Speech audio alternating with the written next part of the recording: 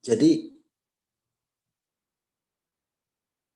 yang disebut sebagai pengujian atau pembuktian hipotesa secara statistik adalah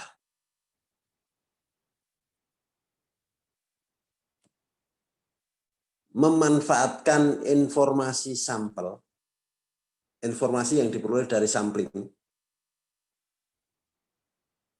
untuk membuktikan, untuk menguji, untuk membuat kesimpulan mengenai parameter populasi atau mengenai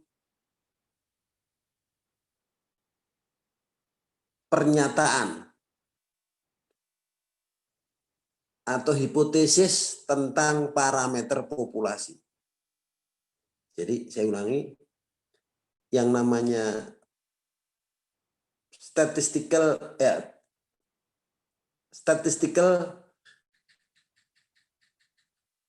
hypothesis testing adalah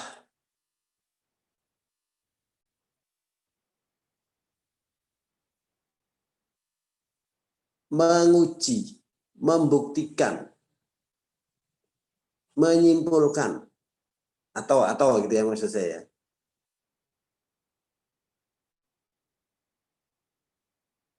Tentang atau menguji, membuktikan,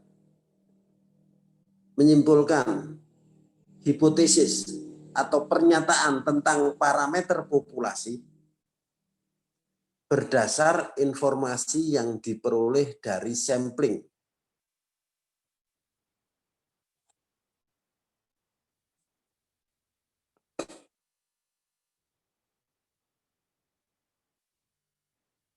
Kesimpulannya itu, kesimpulan dari proses pengujian pembuktian ini adalah hipotesisnya atau pernyataannya tentang parameter populasi itu ditolak atau tidak ditolak. Dikatakan dengan cara lain, kalau kesimpulannya itu ditolak,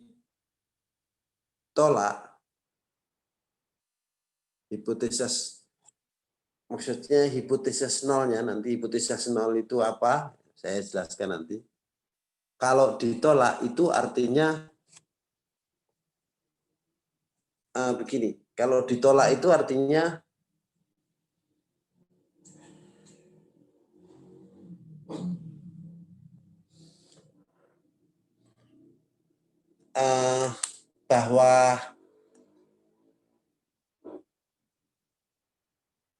bahwa hasil sampel itu menunjukkan keadaan populasinya. Tapi kalau tidak ditolak, itu menunjukkan bahwa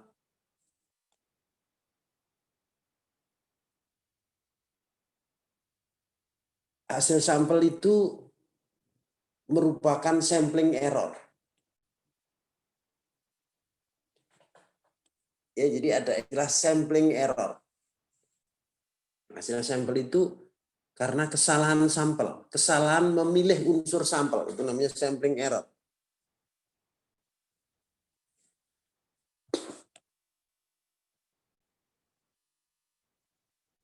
Contoh kesalahan sampling error itu begini. Anda ingin menarik kesimpulan masyarakat Jakarta, tapi Anda ambil sampelnya misalnya di lingkungan orang kaya saja atau di lingkungan orang miskin saja. Sementara Anda tahu bahwa masyarakat Jakarta itu heterogen. Nah, jadi itu adalah contoh kesalahan sampling error. Kesalahan memilih unsur sampel. Oke. Jadi supaya tidak ada kesalahan memilih unsur sampel gimana? Ya ikuti metode sampling yang sudah kita bicarakan sebelum ini. Sebab selain sampling error, Jadi selain sampling error yang saya baru ceritakan, kesalahan karena memilih unsur sampel, kesalahan dalam memilih unsur sampel, siapa yang diikutkan untuk ditanyai, didata, diwawancarai, itu ada non-sampling error. Non-sampling error itu contohnya adalah kesalahan karena definisi yang tidak tepat. Definisi konsep yang tidak tepat. Kita ingin membuktikan, katakanlah penghasilan rata-rata orang Jakarta, tapi kita mendefinisikan penghasilan secara kurang tepat.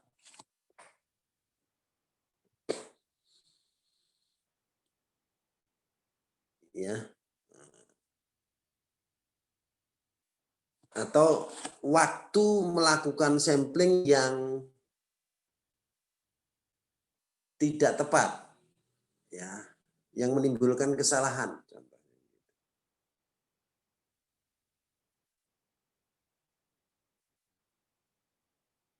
Jadi kalau musim normal itu turis itu banyak datang ke Indonesia pada bulan Agustus. Ya.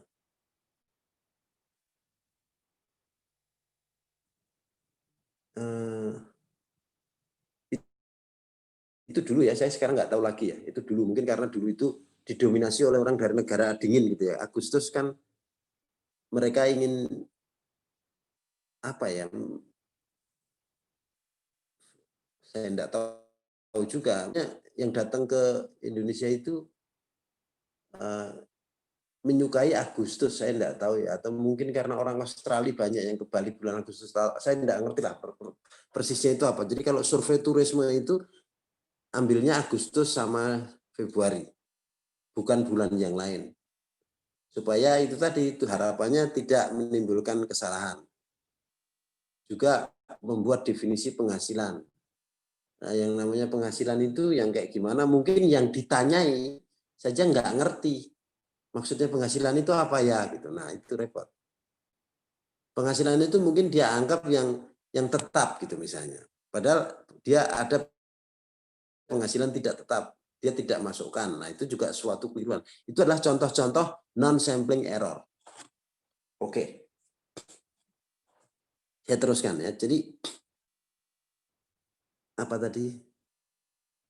Pengujian secara statistik itu adalah membuat kesimpulan tentang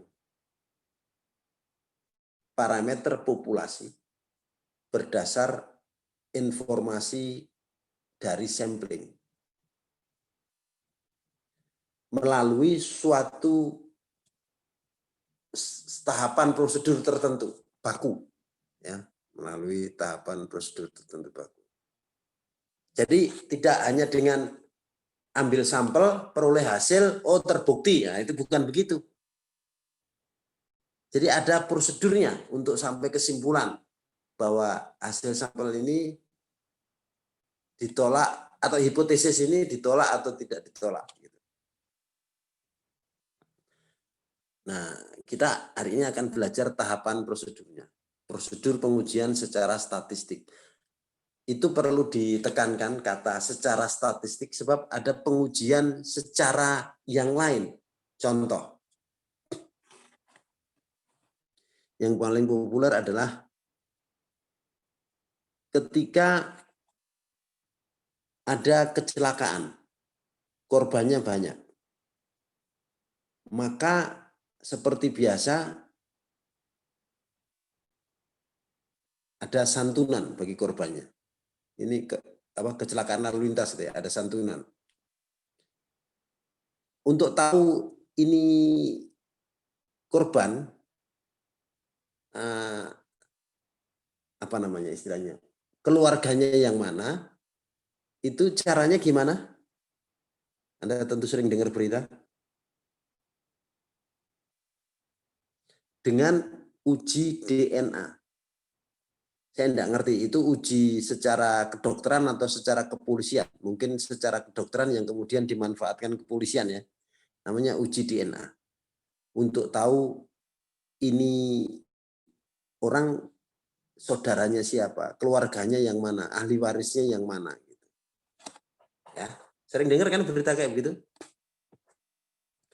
Jadi itu uji versi kedokteran. Tapi supaya Anda tahu, ada kisah dari King Solomon, Nabi Sulaiman. Ketika didatangi dua perempuan yang berebut bayi. Maka waktu itu Solomon tidak melakukan uji DNA. Maka Solomon meminta kepada kedua perempuan itu untuk membuang bayinya atau untuk membunuh bayinya. Karena dalam pemikiran Sulaiman, barang siapa ibu yang tega membunuh bayi, maka pasti bukanlah ibunya sendiri. Bukanlah ibu yang sebenarnya. Nah, itu cara pikirnya Sulaiman. Jadi dia tidak menggunakan uji DNA. Ada lagi uji atau uji atau pembuktian versi pengadilan. Anda juga lihat pengadilan kan, yang ada hakim, ada jaksa, ada hakim. Jaksa membuat tuntutan, hakim mengadili, hakim menilai. Oke. Nah, di situ kesimpulan hakim, terutama yang backgroundnya hukum maka ngerti, dasarnya adalah paling tidak dua alat bukti terpenuhi. Itulah cara hakim menyimpulkan, menguji apakah terdakwa ini bersalah atau tidak bersalah. Oke, Anda dengar kan? Jadi itu cara pengujian, cara pembuktikan versi pengadilan, lembaga peradilan. Terdakwa ini terbukti bersalah atau tidak bersalah kalau paling tidak, kalau memenuhi paling tidak dua alat bukti. Ya. Jadi contoh, ada korban, ditemukan korban pembunuhan. Maka dicarilah siapa pembunuhnya. Kemudian seseorang didakwa. Ya, seseorang didakwa. Nah, untuk memastikan bahwa dia itu bersalah membunuh atau tidak bersalah, itu dasarnya adalah paling tidak dua alat bukti terpenuhi. Contohnya alat bukti itu apa? Ada saksi misalnya. Oh, saya lihat dia kemungkinan yang membunuh karena waktu itu saya lihat dia di dekat korban. Nah, misalnya gitu. Satu lagi misalnya dia mengakui, oh iya saya membunuh dia karena saya dendam. Nah, udah cukup itu. Walaupun misalnya dia mengakui itu dibayar orang, padahal orang lain yang membunuh gitu. Itu sudah cukup. Misalnya gitu ya. Atau kemungkinan misalnya, oh alat yang dipakai untuk membunuh itu, di dalam alatnya itu tertinggal sidik jari orang tadi. Nah itu bisa. Gitu ya. Jadi begitulah orang hukum atau hakim nanti akan bisa memastikan ini pembunuhnya atau bukan, pelaku kejahatannya atau bukan. Nah itu adalah pembuktian versi pengadilan. Ada pembuktian versi kedokteran, urusan DNA tadi. Ada pembuktian secara statistik.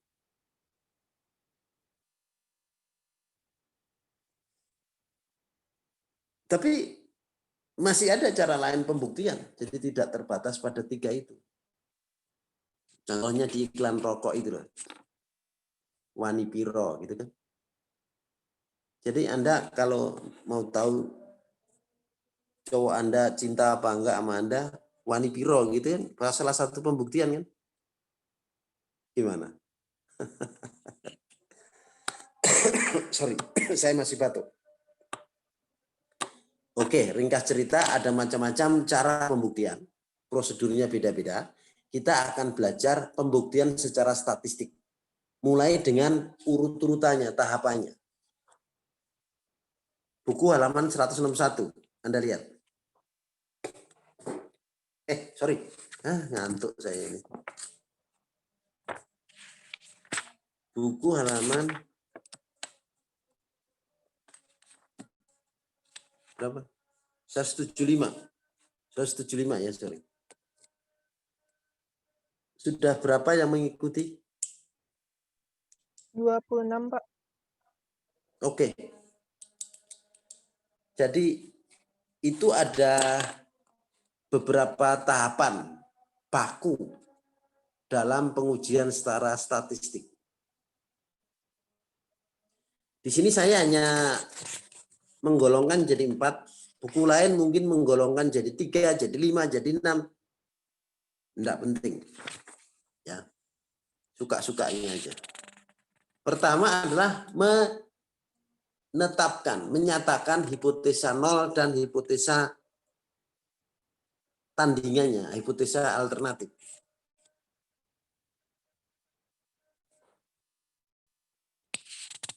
Contohnya begini.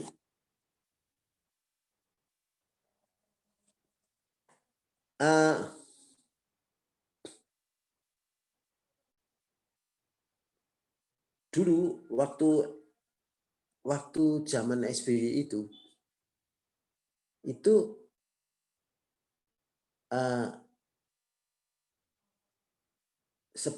jadi beberapa tahun sebelum SBY berakhir gitu ya, itu Menko Perekonomiannya sudah bilang gini, income per kapita Indonesia melampaui $4.000 atau mencapai lah gitu gambarnya aja gitu. Nggak taunya mendekati akhir SBY kursnya itu merosot 13.000 gitu kan, 13.000. Nah, gara-gara kurs merosot kan tadi ngomongnya income per kapita mendekati $4.000. Karena ngitungnya dalam dolar, kurs rupiah merosot, kurs rupiah dalam dolar merosot, maka ya akibatnya tidak tercapai 4.000 itu. Tidak ada apa-apa tapi melorot sendiri gitu kan, karena kursnya itu perubahan kurs. Nah, di pemerintahan yang sekarang itu juga ada kemerosotan. Ya, ada kemerosotan. Tapi juga ada sedikit kenaikan. Jadi pada masa sekarang masih relevan pernyataan tadi. Misalnya Menko Perekonomiannya atau Menteri Keuangannya atau pejabat pemerintah atau siapa saja yang berhubungan dengan itu pamer atau mau menunjukkan kepada masyarakat bahwa Indonesia sudah melampaui apa istilahnya, pendapatan menengah bawah gitu. Yaitu anggap saja ukurannya itu $1.000. Jadi misalnya income per kapita orang Indonesia telah melewati 4.000, telah melampaui 4.000. Itu adalah suatu pernyataan atau klaim, pengakuan, pernyataan dari saja pemerintah. Ya. Benarkah itu? Atau ngomongnya gini, bukan benarkah? Apakah pernyataan itu ada dasarnya? Ngomongnya jangan benar ya. Apakah pernyataan itu ada dasarnya? Atau mendapat atau didukung oleh data di lapangan? Nah, itu sama saja. Mari kita lakukan pengujian secara statistik ya, untuk memberikan jawaban itu tadi. Apakah pernyataan itu mendapat dukungan data lapangan atau apakah pernyataan itu punya dasar, punya alasan gitu.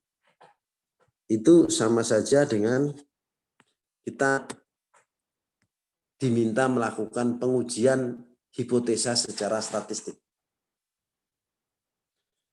Langkah pertamanya menetapkan hipotesa nol. Hipotesa nolnya adalah biasa disingkat dengan H0, hipotesa nol gitu ya.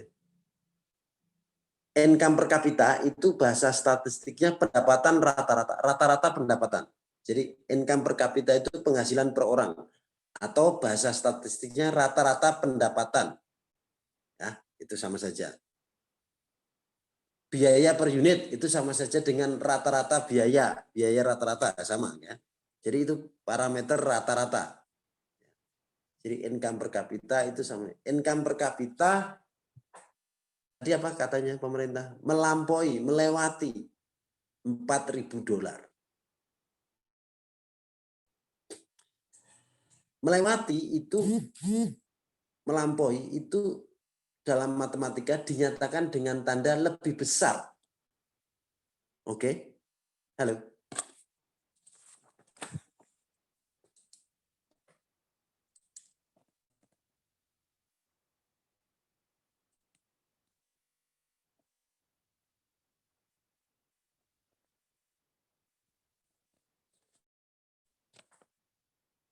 Melewati itu tandanya lebih besar. Bagi yang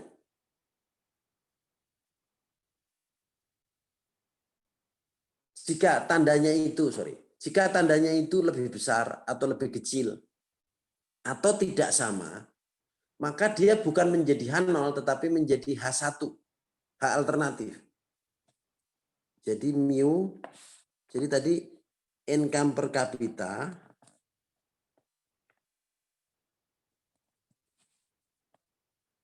melebihi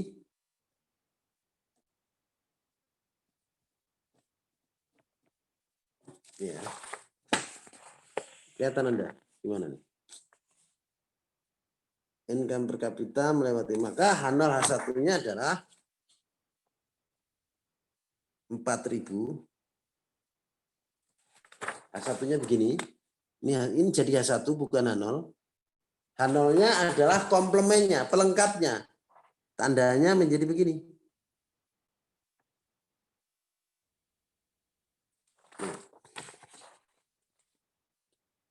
Jadi kalau H0 itu harus ada unsur sama dengan. Tapi kalau tidak ada unsur sama dengan, contohnya melebihi atau kurang dari atau tidak sama dengan, nah itu menjadi H1. Anda bisa mengikuti? Halo. Bisa, Pak. Ya. Bisa, Pak. Contohnya lagi. Misalnya ada orang pemerintah ngomong, angka pengangguran atau angka kemiskinan, artinya proporsi, kan dinyatakan dalam persen kan? Yang nganggur sekian persen, yang miskin sekian persen. Misalnya angka pengangguran atau angka kemiskinan tidak lebih dari 10%. Misalnya gitu. Kemiskinan aja, jangan pengangguran. Angka kemiskinan tidak lebih dari 10%. Tidak lebih itu tandanya gimana? Halo? Kurang, Pak. Tidak lebih. Kurang, Pak. Kurang sama dengan. Iya, Mas? Mas Maruf tadi barusan ngomong apa? Kurang atau sama dengan, Pak? Ya. Tidak lebih itu simbolnya lebih kecil sama dengan. Jadi dia itu menjadi H0 atau H1? H1, Pak. Kenapa H1, Pak. H1? Ya? Kenapa H1? Tadi H1 yang gimana, H0 yang gimana coba? Anda ingat nggak tadi saya ngomong apa? H1 itu yang tandanya tidak sama. Contohnya lebih kecil, lebih besar, atau tidak sama. Tapi kalau yang ada unsur sama dengannya namanya apa? H0, Pak. 0. Jadi, H0, Pak. nah itu tadi jadi urusan apa namanya tadi? angka kemiskinan tidak lebih dari 10%, itu menjadi H0. Jadi simbolnya menjadi begini. Jadi kalau pernyataannya apa tadi? Kemiskinan tak lebih dari 10%, maka H0 H1-nya itu bukan new lagi ya, tapi proporsi populasi. Kan kita ingin menguji itu populasi, bukan menguji sampel. Yang ingin kita uji populasi dasarnya informasi sampel. Jadi simbol populasinya P besar. P besar. Tidak lebih dari. Itu artinya lebih kecil sama dengan ya 10% atau 0,1.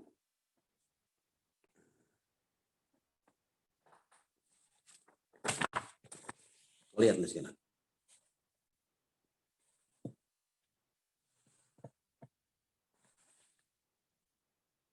Oke. Ya.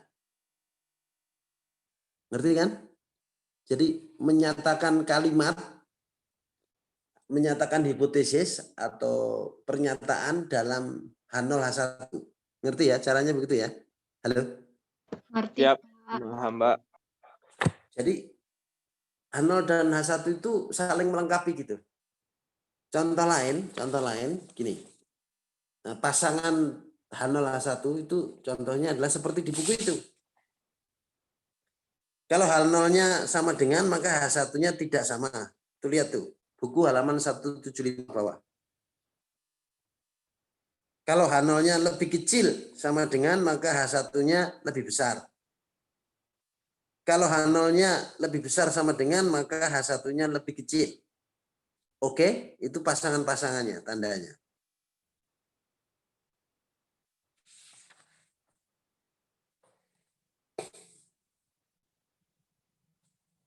Nah, sekarang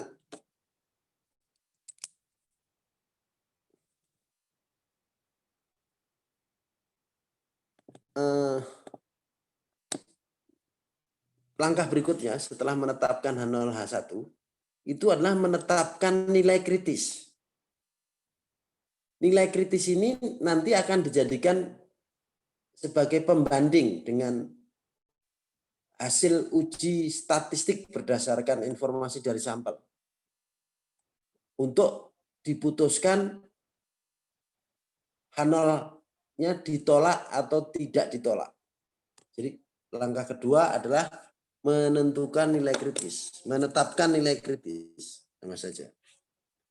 Langkah pertama adalah menetapkan H0 H1, langkah kedua adalah menetapkan nilai kritis.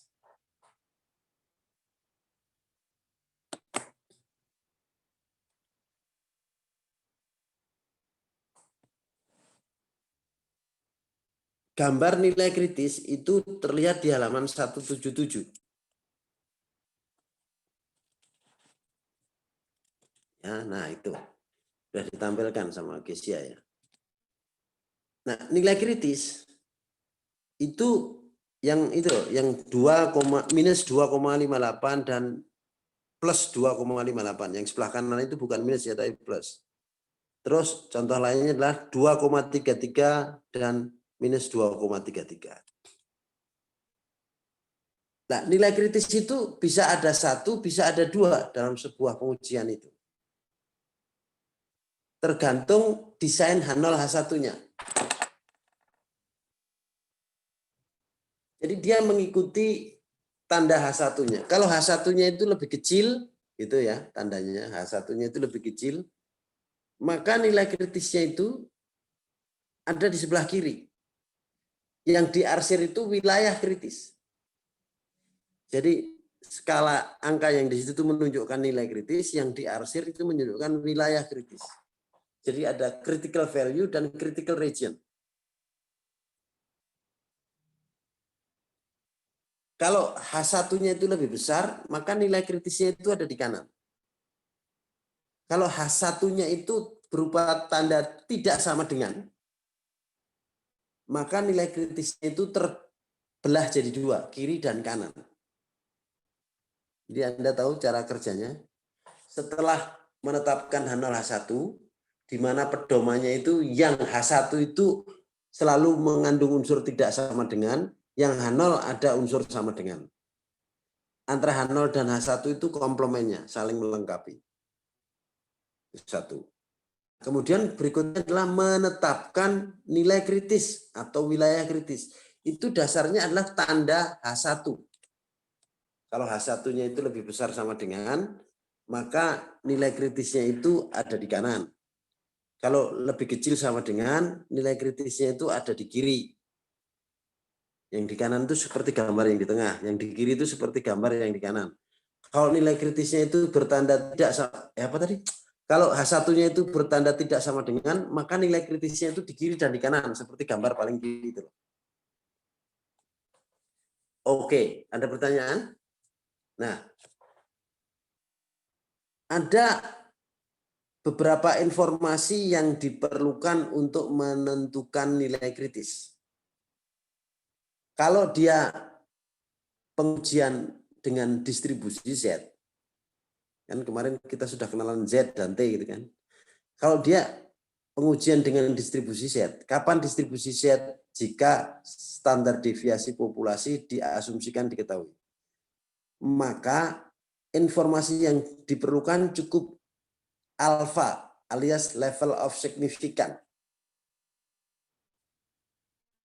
Jadi untuk menemukan nilai kritis atau wilayah kritis, diperlukan informasi besarnya alfa.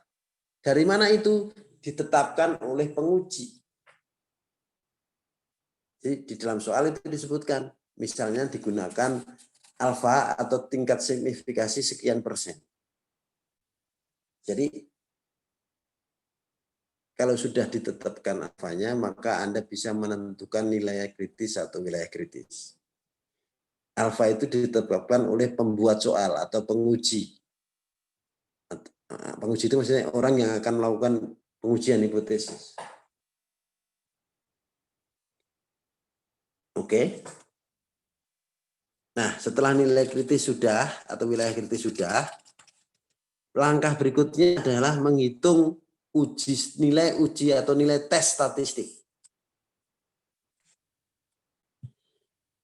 Menghitung uji atau tes statistik berdasar informasi dari sampel. Kalau distribusi Z yaitu rumusnya. Statistik, S itu statistik dikurangi parameter dibagi di standar error. Sigma P itu maksudnya standar error. Nah, set yang diperoleh itu adanya di mana? Di wilayah kritis, wilayah yang gelap itu, yang diarsir itu, atau wilayah yang terang. Kalau dia set hasil uji itu berada di wilayah gelap, maka kesimpulannya H0 ditolak. Jadi wilayah kritis itu adalah wilayah menolak H0.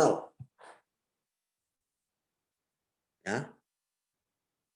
Jadi tadi tujuan kita lah, tahap kedua adalah menentukan wilayah kritis. Wilayah kritis itu artinya apa toh? Yang ditunjukkan oleh alfa, probabilitas yang besarnya alfa itu, wilayah menolak H0 benar.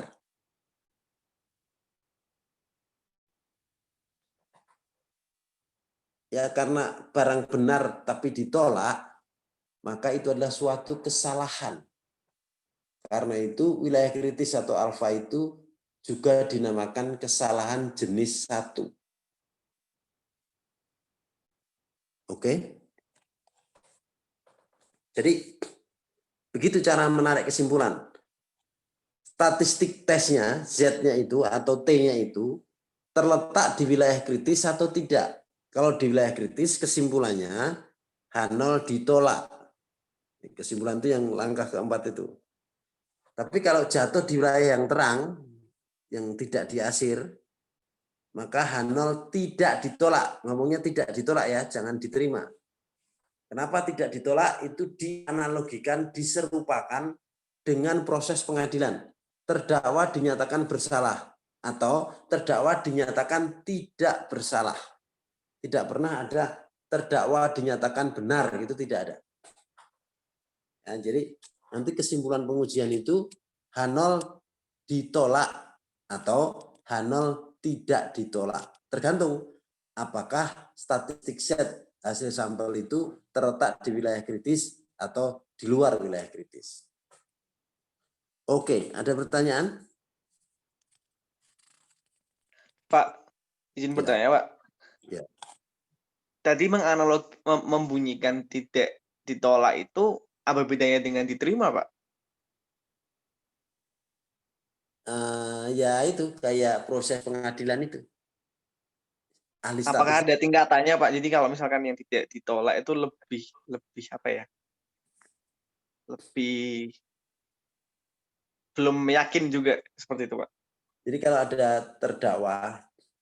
terdakwa kasus pembunuhan atau apa gitu ya, atau ujaran kebencian atau apa, itu kan nanti pengadilan akan terdakwa dinyatakan bersalah gitu kan, ini kan Mas?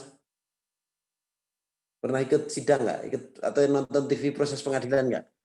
Terakhir-terakhir kan disebut ya terdakwa dinyatakan bersalah gitu kan, misalnya pengadilan korupsi gitu. Terus kalau tidak gitu ya terdakwa dinyatakan tidak bersalah karena tidak terbukti. Buktinya tidak cukup kuat. Ya. Tidak ada terdakwa dinyatakan benar, itu tidak ada. Kan? Halo? Iya, Kan Pak. ada, Tapi mungkin itu bergantung dengan karena terdakwanya dituntut untuk bersalah, Pak. Jadi ya, kalau statistik kan hitungannya diterima atau ditolak. Gimana, Pak? Siap. sama ditolak dan tidak ditolak di sini juga kayak begitu. Mirip seperti orang diadili gitu. Ya.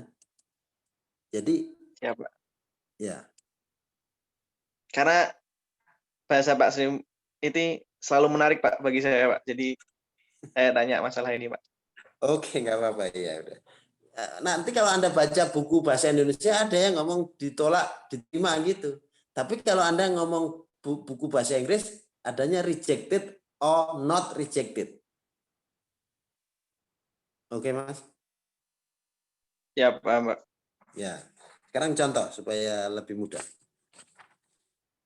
Mana contohnya nih? Wah, ini enggak di sini. Contohnya di latihan. Nah, contohnya mana ya? Waduh. Ini ya. Saya kadang-kadang kalau terlalu mudah enggak saya kasih contoh.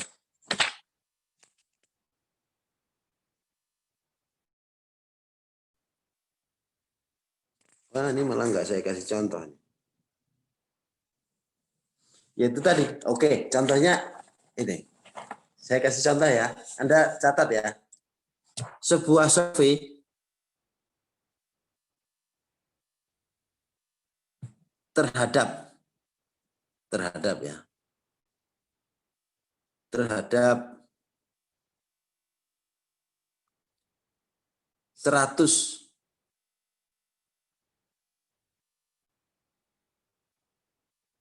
warga menghasilkan atau memberikan income per kapita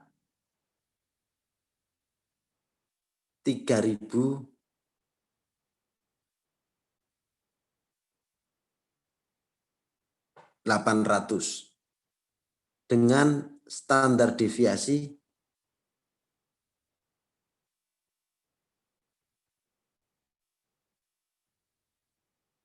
1.000. Oke.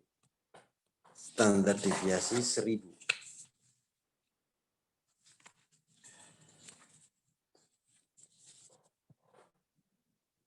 Jika diasumsikan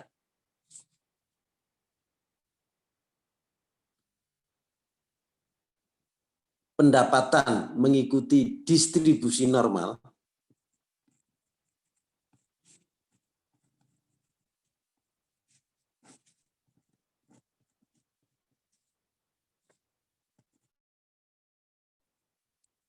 dan sorry.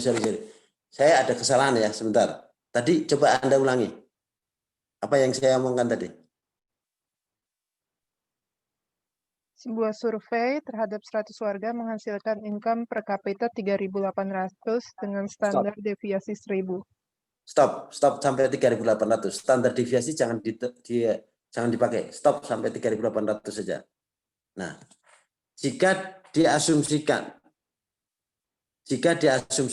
apa tadi? Pendapatan mengikuti distribusi normal dengan standar deviasi. Nah, jika diasumsikan pendapatan mengikuti distribusi normal dengan standar deviasi 1000. Jadi kalimat standar deviasinya di sini sekarang, jangan di depan tadi. Ya.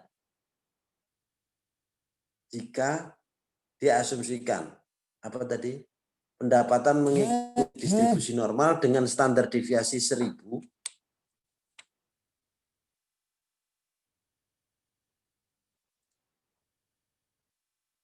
Apakah informasi itu mendukung pernyataan pemerintah bahwa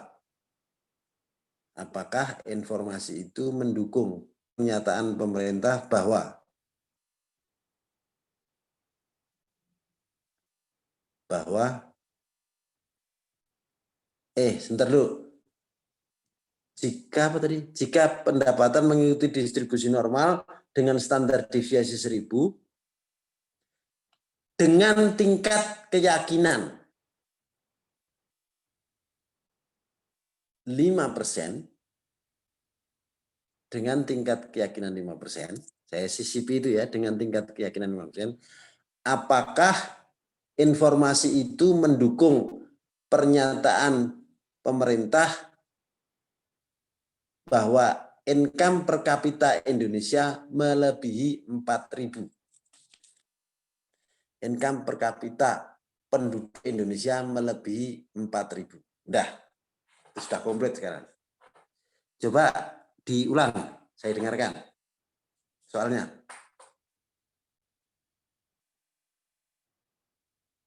Ayo diulang, supaya semua seragam.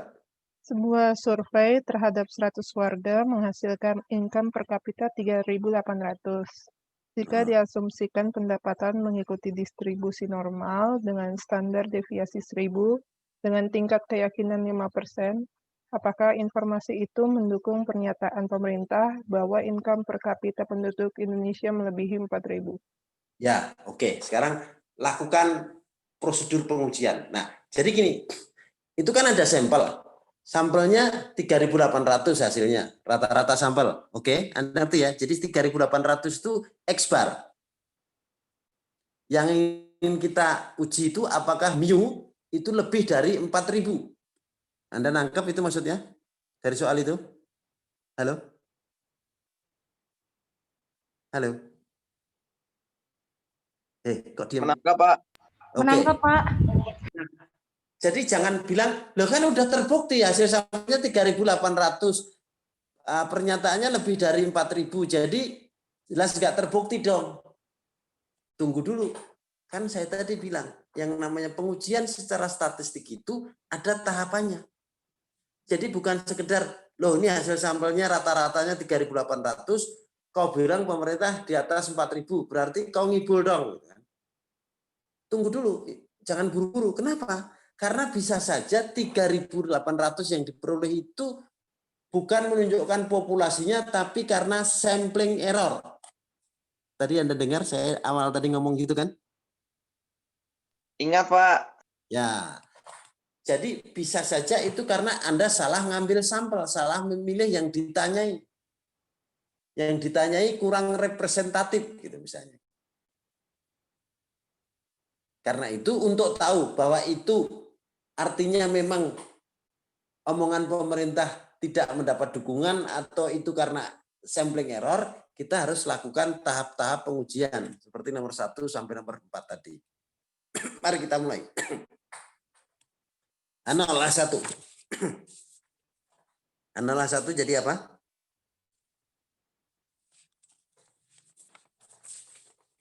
Analah 1 jadi apa?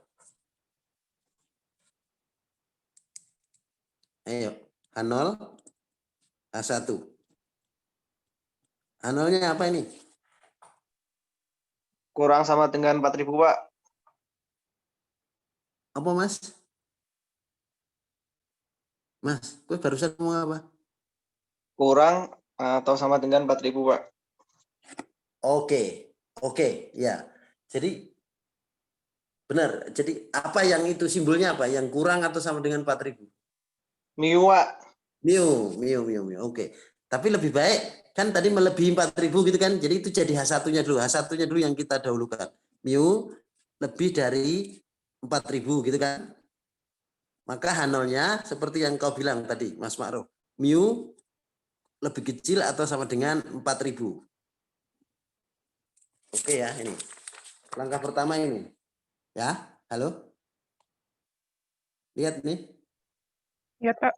Ya, berikutnya wilayah kritis atau nilai kritis. Disebutkan bahwa tingkat signifikansinya berapa tadi? 5%. Itu alfa. Alfa itu 5%. Nah, ini wilayah kritis atau nilai kritisnya ada 1 atau 2. Ada di kanan saja, kiri saja, atau kiri dan kanan. Halo.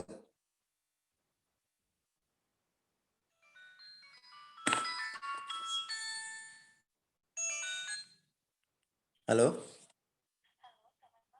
Ya. Kenapa? Nilai kritisnya ada 1, 2 di kiri, di kanan, atau kiri dan kanan. Ayo, jawab. Tadi kan saya sebut bahwa pedoman untuk menetapkan nilai kritis itu ada di mana? Mengikuti tanda H1-nya.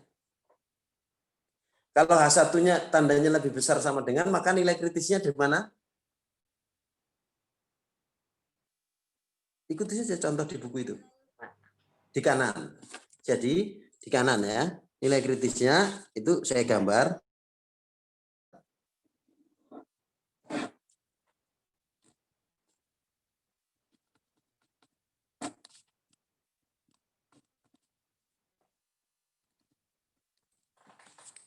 Nih.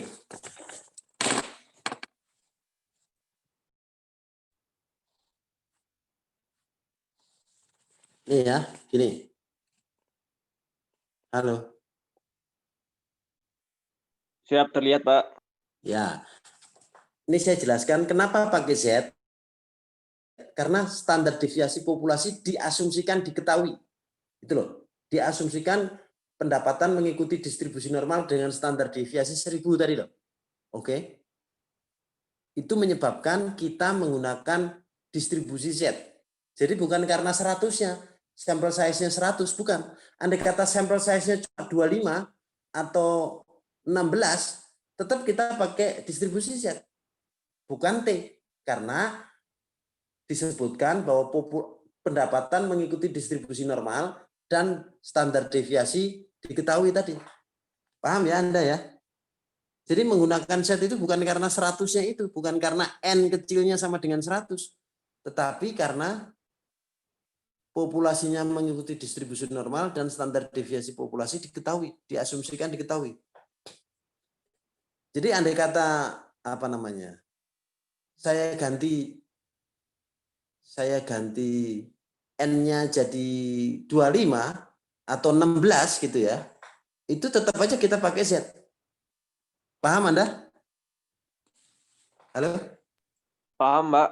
Ya. Sekarang berapa nilai kritisnya itu? Nilai kritisnya itu ini loh. Ini berapa? Anda cari. Kalau ini 5%, ya, kalau ini 5%, berarti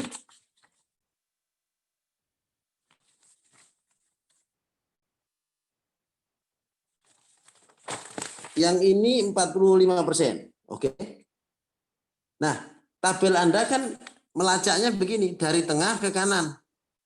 Di situ ada probabilitasnya 45%, maka nilai Z yang sesuai berapa? Itulah nilai kritis. Coba cari. Tabel normal standar. Tabel normal standar Anda cari. Tabel normal standar Anda cari. Kita ini ada asistensinya enggak? Tidak ada, Pak. Oke. Ya.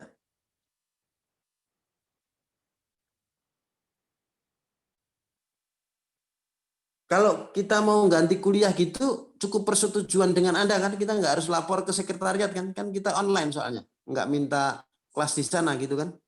Lapor, Pak. Nanti disesuaikan dengan jadwal UAS atau jadwal libur, Pak. Bukan, maksudnya kita kan masih sekali lagi minggu depan itu, Selasa malam. Kalau malam gini nih agak capek saya. Saya senangnya itu lebih senang Sabtu pagi gitu, sehingga kita bisa, yang terakhir itu bisa agak lama. Gitu. Kalau kayak gini nih ngantuk, pegel gitu. Itu kalau sudah malam itu. Kali udah tua kali ya. Jadi rasanya kalau mau lama-lama itu pegel saya gitu. Jadi kalau Sabtu pagi gitu saya nggak apa-apa, maksud saya gitu, atau setelah pagi atau apa. Yang Anda bisa itu kapan? Oh itu, oh iya ya, tinggal terakhir itu repot juga ya. Jadi kapan? Ini hari, atau Sabtu ini, Sabtu pagi yang akan datang nih sebelum minggu depan itu. Kita bisa nggak Anda? Supaya lama, maksud saya cuma itu. Bukannya saya nggak bisa Selasanya, bisa. Tapi kalau malam itu kalau mau lama-lama pegel ya rasanya. Nanti kita cek lagi, Pak, dengan Oh, kelas-kelas yang lain. ya. Ya udah, terima kasih. Jadi apa tadi? Nilai kritisnya berapa?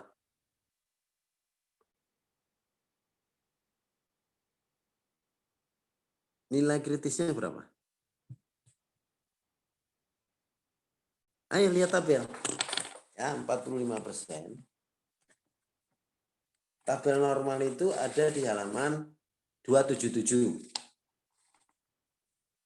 Kalau probabilitasnya 45, itu ketemu nilai 1,645. Ya. Jadi nilai kritisnya itu 1,645. Maka wilayah kritis atau wilayah tolak hanal benar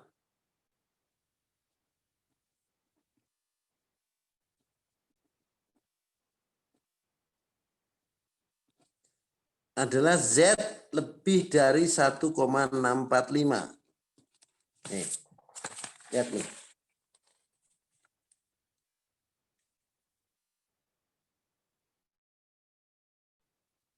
Bisa mengikuti? Halo? Ya, Pak. Kelihatan? Kelihatan? Ya. Terus sekarang statistik set. Hasil uji statistik. Statistik Z itu rumusnya adalah X bar minus mu dibagi sigma per akar N. Alias X barnya tadi berapa? 380, 3800 kan? Dikurangi mu-nya 4000. 4000 itu dari mana? 4000 itu ini loh. Nih. Ini kan ada unsur sama dengannya ini ya. Mu sama dengan 4000. 4000 itu dari sini nih. Dibagi 1000 dibagi akar 100. Apa artinya? 200 minus 200. Minus ya ini ya. Minus ya, minus 200 dibagi 1000 dibagi akar 1000 dibagi 100. Alias minus 2. Oke. Kesimpulannya nomor 4, karena Z statistik berada di luar wilayah kritis,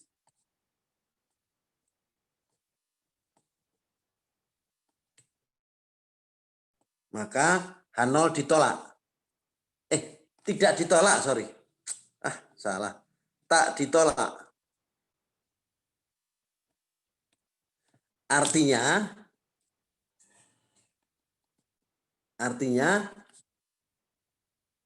apa tadi?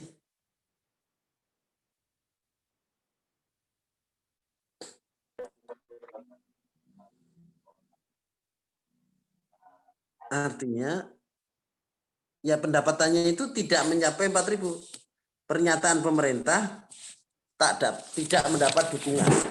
Artinya pernyataan pemerintah tak beralasan. Itu. Oke. Halo? Anda bilang, ya terang aja kan hasil sampelnya hasil sampelnya itu hasil sampelnya di bawah 4.000 gitu kan? Mungkin Anda bilangnya gitu kan? Nah, sekarang saya ingin tunjukkan kepada Anda. Jadi ini ya, lengkapnya saya potret, saya bagikan ke Anda ya, sebentar ya. Bentar. Ini saya keluar dulu ya, kayak gini nih ya. Bentar ya, saya keluar dulu.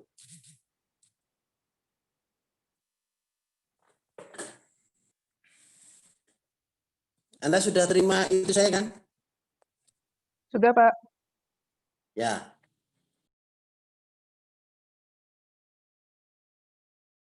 Masih di mute, Pak.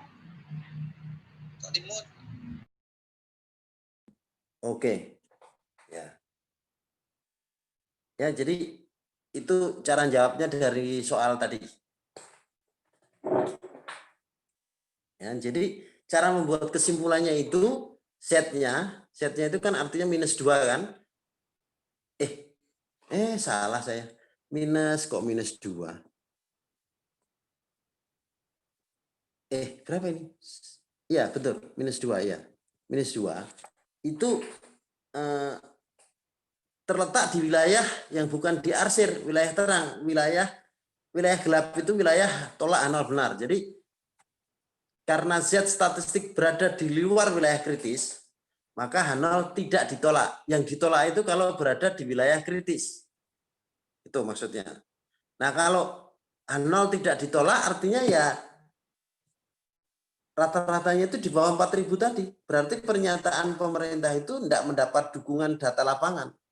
Tidak beralasan istilah lainnya, tidak berdasar gitu. Tidak mendapat dukungan bukti empirik gitu. Nama lainnya begitu ya. Oke. Jadi Anda jangan langsung begini, terang aja hasilnya ditolak karena kan sampelnya juga toh 3.800. Sekarang kalau enggak percaya Anda, misalnya sampelnya hasilnya 400, coba kesimpulannya apa? Jadi soal tadi hanya saya rubah begini. Ini aja saya ganti menjadi berapa, Mas? Saya ganti menjadi 450 aja. 4150. Nah, kesimpulannya apa? Anda mungkin kesimpulannya itu hasil sampelnya aja 4150 ya pasti lolos dong pernyataan pemerintah dapat diterima dong beralasan gitu kan mendapat dukungan data lapangan hasil sampelnya aja segitu. Nah, coba aja tes pakai prosedur itu. Silakan tes. Kalau X-barnya bukan 3.800 tetapi 4150. Yang lain-lain sama semuanya. Maka hasilnya apa?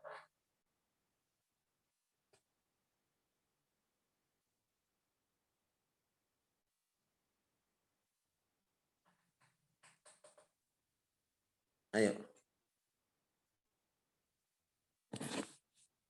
Saya tunggu ya. Anda latihan 5 menit. Kesimpulannya apa?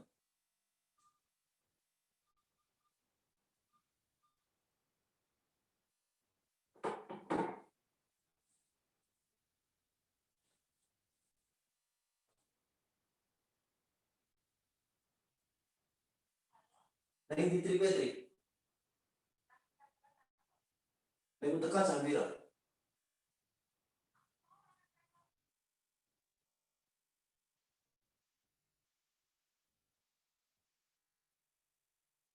Setnya berapa? 1,5, Pak.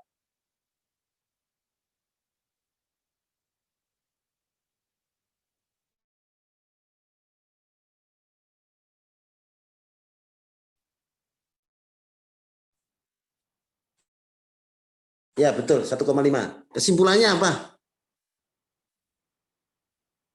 Kesimpulannya H0 tetap tidak ditolak. Iya kan? Kok diem? Betul, Kenapa? Pak. Ya, jadi rupanya untuk sampai ditolak paling enggak itu hasil apa namanya? Hasil sampelnya itu memberikan X bar 4170 gitu. Baru tidak ditolak. Kenapa begitu? Ya karena dia itu punya simpangan tadi yang 1000 yang gede yang bisa goyang kiri kanan. Simpangan itu artinya kemungkinan geser gitu loh. Jadi begitu. Jadi jangan hanya ngelihat hasil sampel langsung disimpulkan oh karena rata-rata sampelnya lebih dari atau kurang dari rata-rata populasi maka ditolak atau tidak ditolak. Jangan gitu, harus ikuti seluruh prosedur ini. Paham ya? Halo. Halo. Paham, Pak. Nah, jadi begini nanti. Jadi ini kasarannya aja pemerintah itu ngomongnya congkak. Melebihi 4.000. Melebihi 4.000 gitu. Coba dia ngomongnya tidak kurang dari 4.000. Beda hasilnya. Jadi walaupun sampelnya 3800, tapi hasilnya mengiyakan. Nanti Anda bisa cek. Coba kalimatnya diganti dengan bukannya melebihi tapi tidak kurang dari, kan sepertinya orang tidak sombong gitu loh. Nanti kan itu akibatnya konsekuensinya kalau kalimatnya itu berubah menjadi tidak kurang dari 4.000 gitu kan. Itu nanti H0H1-nya berubah, wilayah kritisnya berubah, kesimpulannya berubah. Jadi statement itu berpengaruh nanti terhadap hasil pengujian. Kedua, level of significance atau alfa itu nanti juga mempengaruhi. Tadi yang 4150 itu hasilnya tidak ditolak karena alfanya 5%. Coba alfanya 10%, hasilnya jadi ditolak. Nah, jadi karena alfa berubah, tingkat signifikansi berubah, ditarik ke tempat lain, tingkat keyakinannya berubah. Kan 1 minus alfa itu sama dengan tingkat keyakinan. Tingkat keyakinannya berubah, kesimpulannya bisa berubah. Oke? Nangkep Anda? Jadi kesimpulan pengujian itu ditentukan oleh macam-macam. Nah, yang penting adalah begini. Kalau alfa yang kecil dan alfa yang lebih besar kesimpulannya berbeda, kita menggunakan yang mana? Kita pilih yang mana? Padahal semuanya sama, yang beda hanya alfanya. Alfanya kan disetting, ditetapkan oleh penguji, oleh analis. Jawabnya, karena alfa itu adalah suatu kesalahan. Kenapa dinamakan kesalahan? Karena menolak H0 benar. Wong barang benar kok ditolak, itu adalah suatu kesalahan. Karena dia adalah suatu kesalahan, maka yang lebih dipilih, yang lebih baik adalah alfa yang kecil. Jadi alfa 5% lebih baik dari alfa 10%. Ikuti yang 5%. Alfa 1% lebih baik lagi. Jadi andai kata alfa 5% dan alfa 1% hasilnya berbeda, kesimpulannya berbeda, ikutilah yang, pakailah yang, pilihlah yang alfa 1%. Sekedar informasi, tingkat alfa yang ditolerir, yang diterima umum itu biasanya maksimum 5%. Di atas itu orang bisa dibilang menolak. Itu jadi kebiasaan ya, batas maksimum toleransi alfa itu 5%. Jadi 5% atau lebih rendah. Gitu. Oke, ada pertanyaan? Jadi pengantarnya itu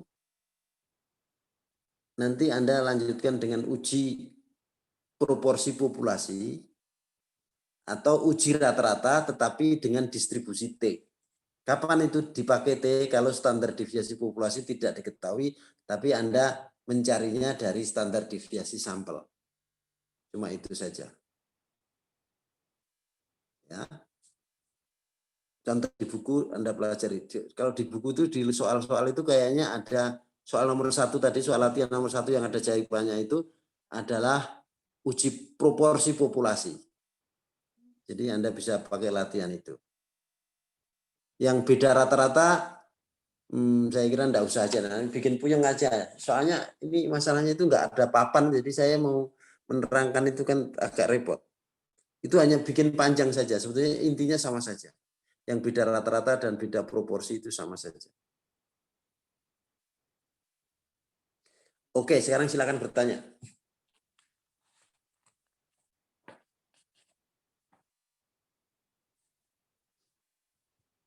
Tidak ada? Ayo, tidak ada?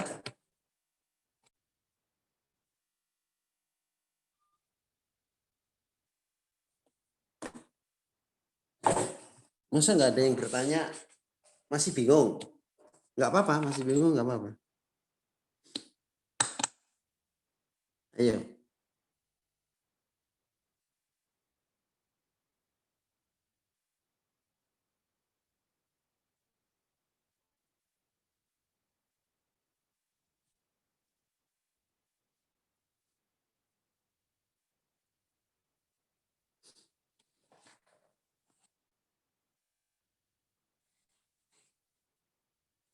Kok diam?